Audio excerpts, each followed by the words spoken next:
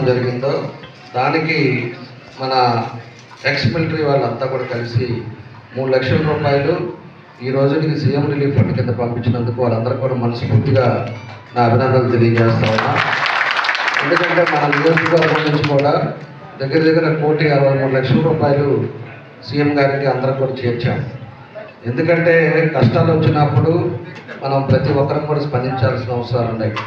ఈరోజు మన జరిగిన వర్షాలకు ఏ విధంగా ఇబ్బందులు పడ్డారో మనం అందరం కూడా చూసాం.